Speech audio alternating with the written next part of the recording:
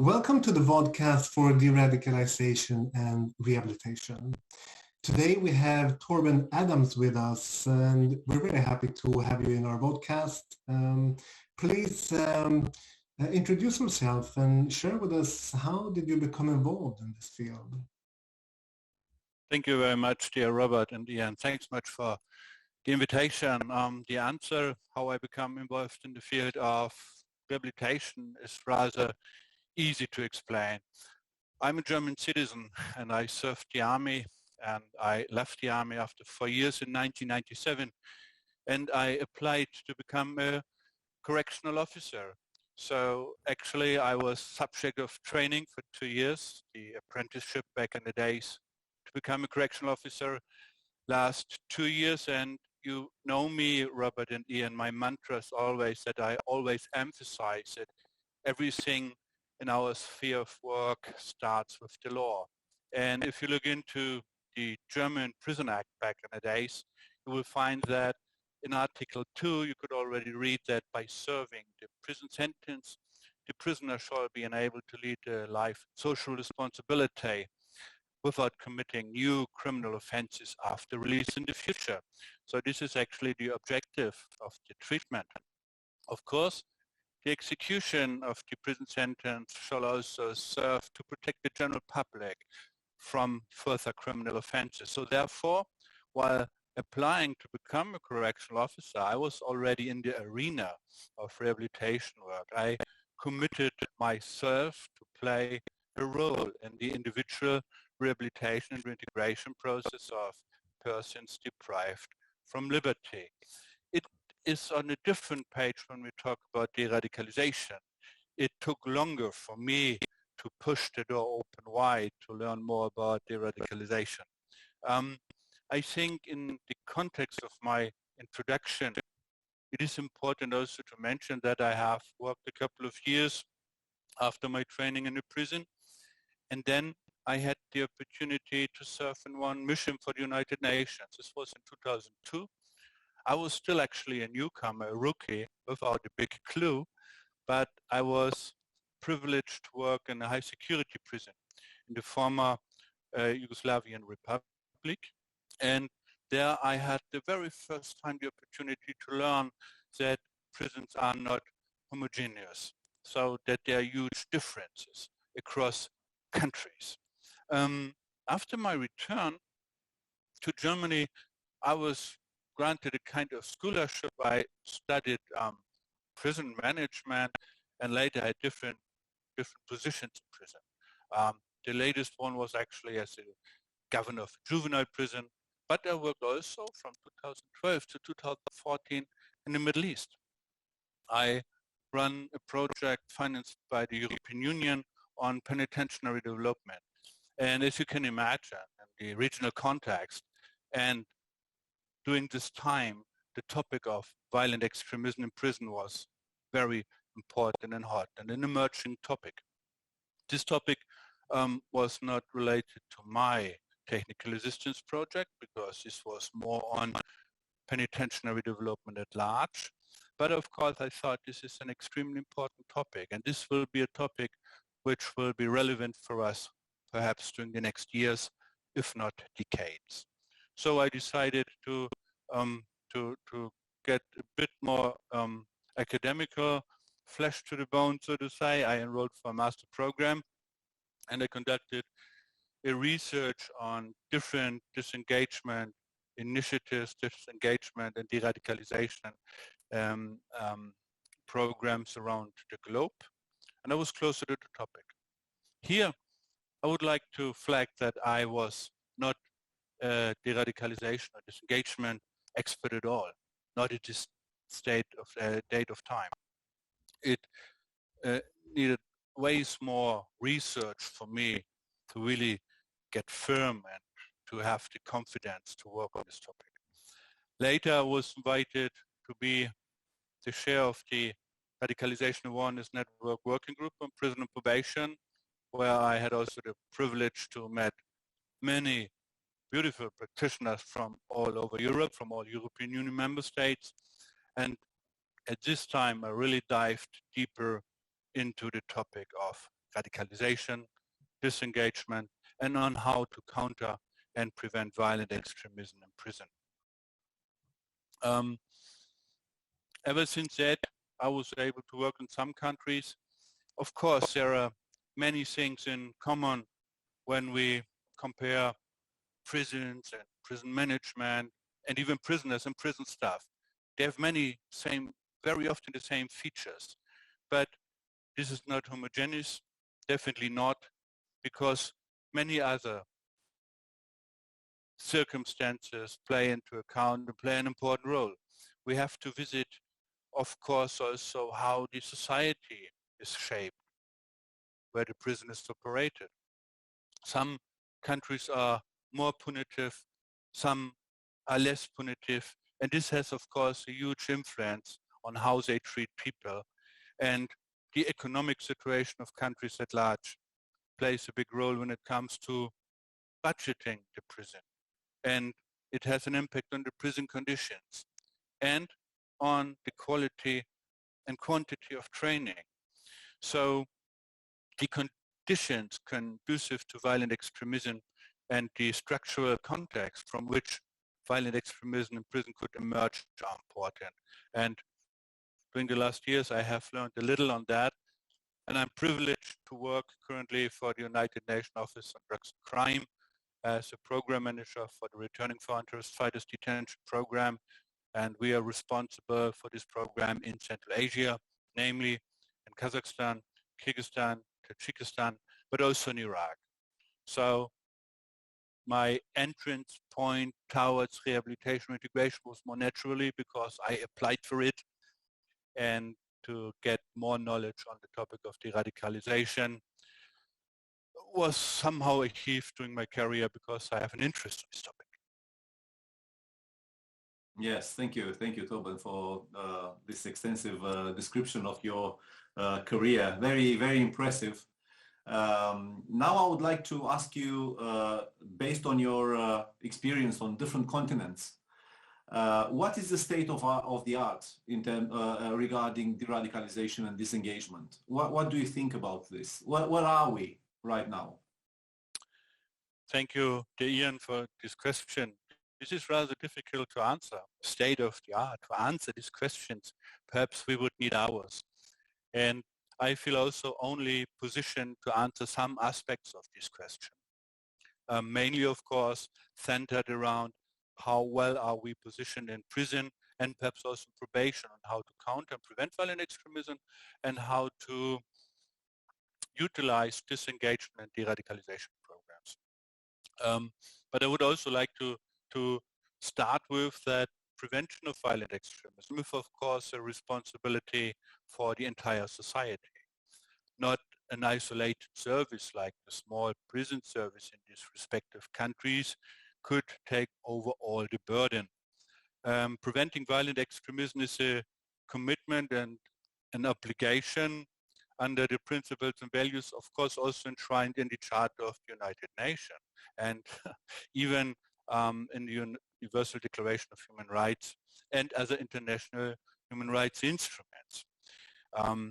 I start here because I think it's extremely important also to understand that nearly 40% of the world's population are currently 24 years old or younger.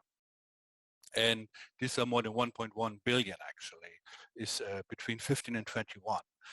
This is the largest proportion of youth in history, and they must be a central part of any global PVE effort, activity to curb violent extremism in the future. When I say that countering violent extremism is a societal task, I would like to flag that we have to consider conflict prevention at large. So everything starts with conflict prevention. We have to support all member states in good governance. We heard this also in the beautiful podcast earlier, we have to engage communities and we have to empower youth. The numbers are striking, so it's extremely important to do so. Gender equality is important, education and strategic communication. Asked on the current state of art in the field of de-radicalization and disengagement, I will not repeat what we all know, that disengagement refers to behavioral change, and that radicalization and de-radicalization is a highly individual process, which is strongly affected by personal circumstances, and the circumstances are so different. But positive is, of course, for instance, when you read the latest publications, for instance, the counter-terrorism strategy of the European Union, or the Council of Europe, or the United Nations, you will see that the term prison is used frequently. This was not the case in the past, when we had the former publications, the former edition of the counterterrorism strategy. So this is a slight indicator that prison is definitely important on the radar, and it matters now. It's in the landscape. And what have been achieved so far? I think in some countries, the initiatives on how to counter and prevent violent extremism in prison and on how to utilize disengagement de-radicalization is much advanced. Coming from a policymaker perspective, I worked also then later in the Ministry of Justice and Constitutional Affairs and the Federal State of Bremen. I remember that there was a kind of demand from policymakers that prison have to react on the evolving problem of violent extremism in prison. And many tools were established. There was a very hot market. We remember all that many prison administrations around the globe were seeking a suitable risk need assessment. More emphasis was given to classification. And everyone was in desperate need of the silver bullet to find the right cognitive behavioral therapy instrument in order to disengage individuals from violent extremism. We talked about multi-agency cooperation, all these integrated services when it comes to the planning of the sentence, but also when it comes to post-release planning. So it's not possible for me to put the answer in a nutshell, but I'm very convinced that many member states have made remarkable progress in this regard, and many countries have utilized risk need assessment tools which were already on the market. Some have developed new ones. More attention was given to the individual classification of inmates. And this is extremely important because, as my mantra is, everything starts with the law. We have to look into the law. And if we want to rehabilitate persons in conflict with the law, no one is excluded. So we have to treat violent extremist prisoners, returning foreign terrorist fighters, one sentenced, of course, and we have to find answers. I remembered well when we have implemented this risk need assessment tools in my country. There was also this kind of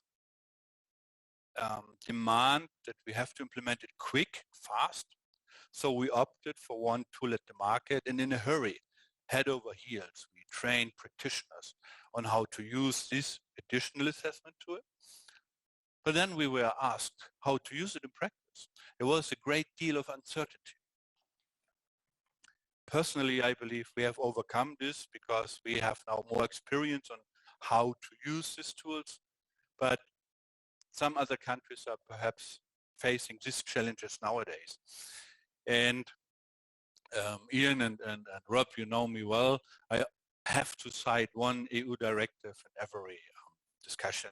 It's the Directive 680 as of the year 2016 on the protection of natural persons with regard to the processing of personal data by competent authorities for the purposes of the execution of criminal penalties. I already have shortened the long title. Perhaps you could subtitle it later. But this is extremely important. Within the European Union, we have endorsed a legal framework on how to share data. Remember back in the days, all of us with the best intention were very eager to share information with other services for the protection of society, but also for the individual rehabilitation process. So it was not only between the prison service and the probation service, but also the police, perhaps domestic intelligence, but also municipalities, and other entities, and also individuals, perhaps NGOs. And we learned that multi-agency cooperation is extremely important.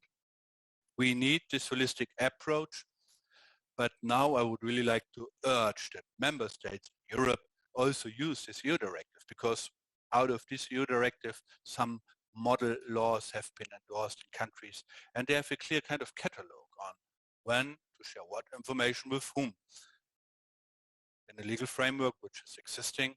And it was my personal experience that many practitioners really benefited from this law, probation officers and prison officers, etc. So come back to your question. We made much progress, but it varies across member states, which is understandable. I referred earlier to the quantity and quality of the training. I urged earlier that the economical conditions are different in countries, and of course, implement disengagement and de-radicalization, in this case in prison, costs money. You have to invest. This is extremely important. If countries are not willing to invest, they have to live with this threat. Thank you. And well, you really have a rich experience, Torben. You studied this phenomena. You worked as a practitioner and a leader, and now you work internationally. So from all of these perspectives, if we think of practitioners, the practitioner listening to these podcasts, what are the main learning points that we can share with them when it comes to rehabilitation, de-radicalization practices and methods? What's your input here, Torben? Thank you very much, dear Rob, for this question.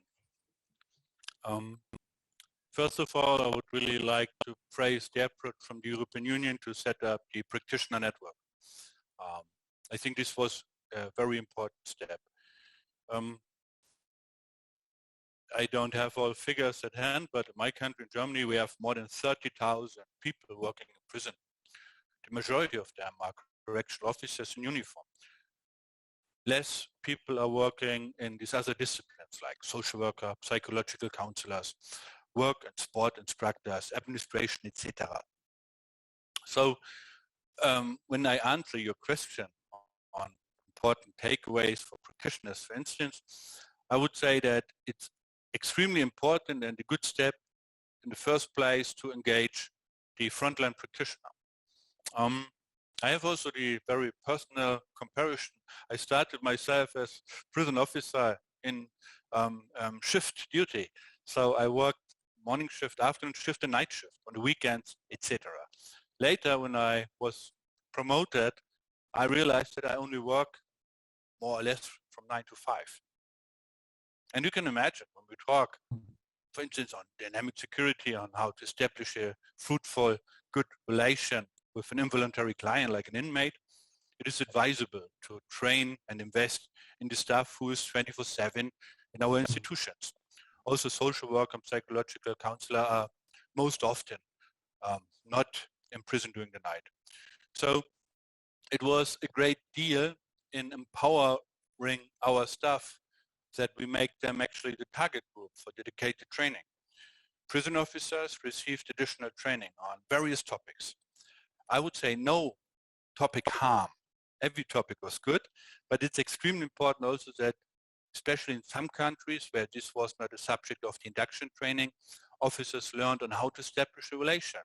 And sometimes under the umbrella of programs intended to implement de-radicalization disengagement activities, staff was thought on the role they play. Very often, because correctional officers in Europe, unfortunately, around the globe, unfortunately lack confidence. They were not aware how important they are. They learned how important they are for the individual well-being of prisoners, how important they are during the entire rehabilitation program, and how important it is in order to prevent extremism and perhaps also terrorism cases once inmates are released. There are beautiful examples. In some countries, officers have been trained to be a mentor, to take over responsibility, for instance, for a landing or for a block, for a prison block, to be the focal point, accessible also for other staff, because they receive this advanced training on all related PV topics. I think this was extremely important. In some cases, also with help of the Confederation of European Probation and other international entities financed by the European Union or by the UN, we were able to enrich also the training curriculum for staff, so that this important topic is now an integral part of the induction training, or available as advanced training for persons who had already the induction training years ago. So I think this is extremely important. This is also a way on how to advocate for the importance of prison officers, to promote the important role, to gain more self-confidence and self-esteem, so to say. And it's important that they understand that they could be a role model in prison, working as a mentor, that they have a very important role in the rehabilitation process of individuals. Yeah, so we have achieved quite a lot in the last years, as you have successfully summarized. And thank you for sharing with us your ideas about how practitioners can use these achievements in their daily practice. Let's have an exercise now about the future, Torben. What do you think the future will bring? What do you think it will happen, for example, in the next 5 years or 10 years from now on? In our field, of course. Thanks, Matt, that you pinpointed out how it will change in our field. Yeah, of course, I'm not a fortune teller. It's difficult to say. Many European Union member states are currently very reluctant to bring back citizens, to foreign terrorist fighters. There are difficulties when it comes to battlefield evidence, difficult to open trials and cases. But nevertheless, a number of them will return to our jurisdiction. Depending on the length of the sentences, we can even more prove if what we have achieved is really so beneficial for these individuals. I guess this will definitely come. We have to deal also with other phenomena. Right-wing extremism is still on the rise, at least in Europe. We have to counter that. We have to find also tailored interventions in order to mitigate the risks inside prisons, so also the preventive work will never stop. And I mentioned the inequalities across member states. We have, and this is so difficult to achieve, to reach a sense of equality, which is so different, but I will raise some examples. I will not name the countries, but some countries in broader Europe, it took 240 hours training, and then you are a correctional officer. So 240 hours, and then you are the person who is entitled to work with people in conflict with the law 24/7. In other countries, the training lasts 3 years or 3.5 years. My assumption would be that they are better prepared. And budget also matters, how much attention is given to prison at large. There are positive indicators and signs that prison will receive a lot of attention also in the future. I believe that. But we have to support countries in order to continue training, to continue to empower staff working in prison, to be ready to administer all the challenges which may come. Not only with the phenomenon which we invested a lot during the last 10 years, but also on right-wing extremism. We have to play an important role also in order to counter the stigma of these people deprived from liberty. It is not easy to reintegrate returned terrorist foreign fighters into society. But this is not a task only for the prison service. In either case, the prison services could play a very open and brave role. I know how delicate and sensitive this is, but my experience is that space out, if you open the prison door to a certain degree, to invite parts of civil society to get a clearer picture on the atmosphere inside prison. How is it in prison? How is it to be deprived from liberty? But also, how is it when you work in prison? To get a clearer understanding. So also to demasquerade the evil, that people behind bars are humans, and make them understand that human rights are not negotiable, and make them understand that the majority of them, 99%, will be released one day and could be the neighbor of tomorrow. So I think this would be helpful. I hope that we make progress in this direction in the future. I'm not a fortune teller. I don't know if we do, but I hope that at least. That we continue to invest in our staff. And my prediction is, of course, that this topic will accompany us within the next decade as well. We have invited academia to the prisons. This is also a kind of personal note. I would also like to ask academia to take stuff in prison serious, as they do. They do it, I'm aware, but work with the people who are working in prison and not heave all of your beautiful knowledge in the university. Go to the prison, talk with the people there. Don't shy away also to ask questions. Sometimes people in uniform could answer many questions for you as well. Wow, thank you very much, Torben. It's quite clear that we have achieved a lot, but we still have even more to accomplish in the near future. Thank you very much for sharing your thoughts with us and finding time in your busy agenda for talking to us today. Thank you very much, Torben. Have a great day. Thank you very much. It was my great pleasure. Thank you very much for the invite, and I look very much forward, Rob and Ioan, to see you soon personally again. Thank you very much for the invitation. Bye-bye. Kind regards from Vienna.